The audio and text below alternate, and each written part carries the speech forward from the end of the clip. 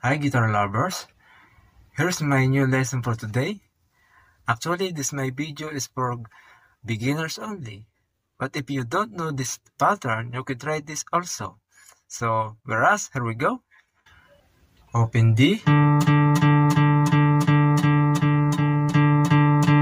Then E.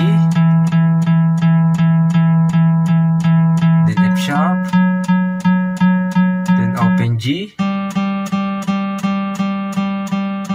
A, then open B,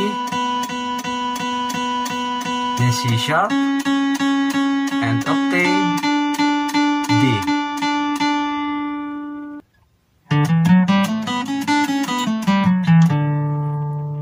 And this is the pattern of open D major scale. So I hope you got it, and don't forget to follow. Thank you.